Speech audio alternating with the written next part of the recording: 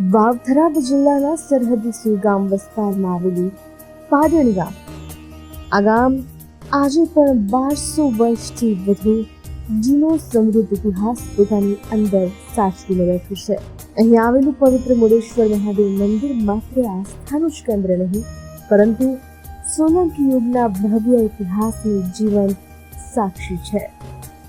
આવો જાણીએ આ પવિત્ર ધામ સાથે જોડાયેલી એક અદ્ભુત પૌરાણિક કથા.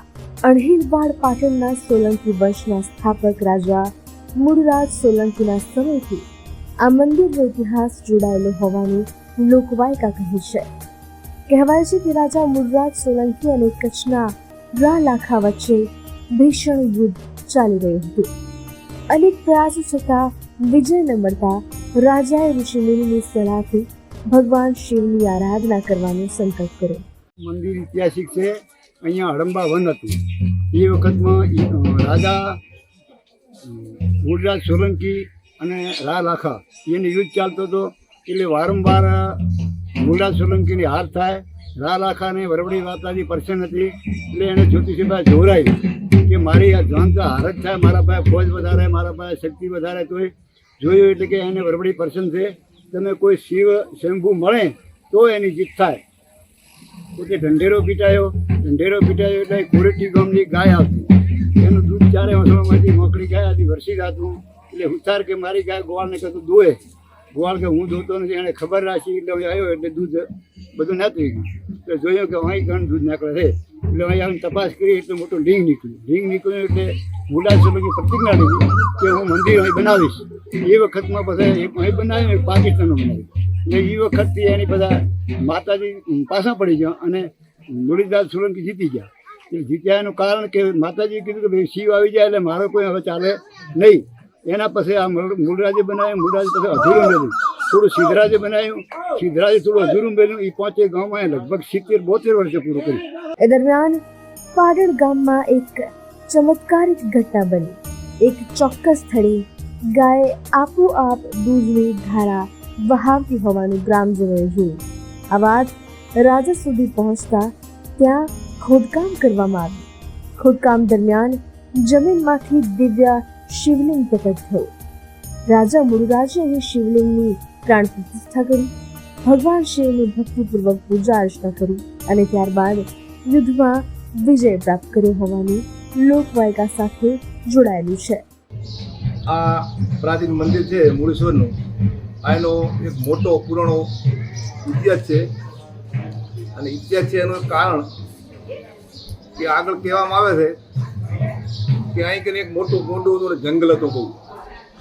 અને પાટણના મૂળરાજ સોલંકી એ સાહેબ એ વખતે અપૂજ શંકર એટલે કોઈના પૂજન નો એવા શંકર ગોતીને શંકર પૂજવા.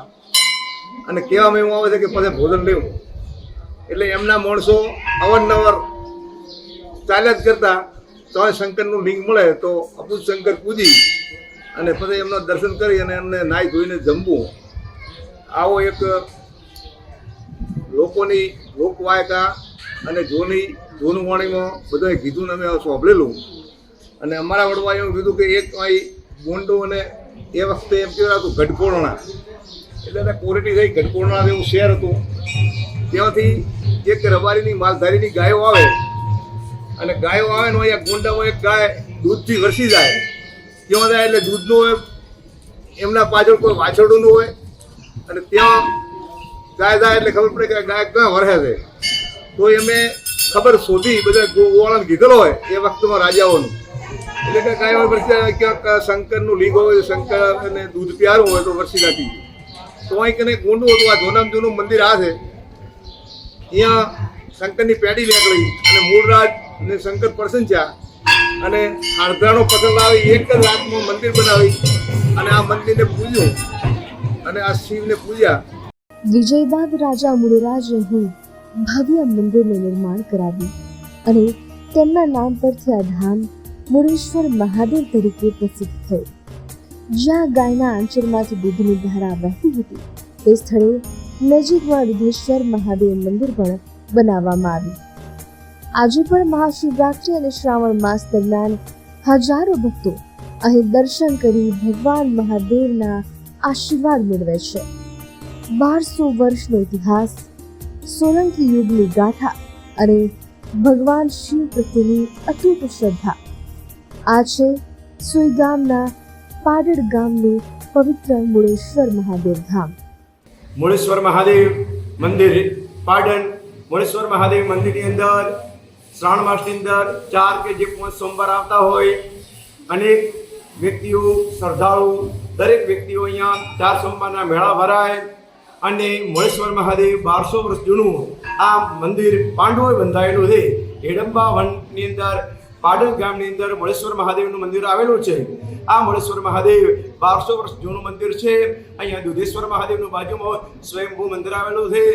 અહીંયા કોઈ ગોવાળની ગાય ચોરી ચૂકીથી માણસોનો પીછો કર્યો, ઓટોમેટિક દૂધ વહી જતું હતું. એના ઉપરથી દુધેશ્વર મહાદેવનું મંદિર સ્થાપના કરી. ત્યારબાદ એ અહીંયા મુળેશ્વર મહાદેવનું મંદિર અહીંયા આવેલું છે. મુળેશ્વર મહાદેવ મંદિર મૂળરાજ સોલંકીએ બંધાવેલું છે. અહીંનો પૂરો ઇતિહાસ છે. અહીંયા શ્રદ્ધાળુ, કઈ ભક્તો શિવ મંદિરે અહીંયા દર સોમવારે મેળો ભરાય અને શ્રદ્ધાળુ અહીંયા વધારે દરેકને શિવ ભક્તોની મનોકામના મુળેશ્વર મહાદેવ પરિપૂર્ણ કરે.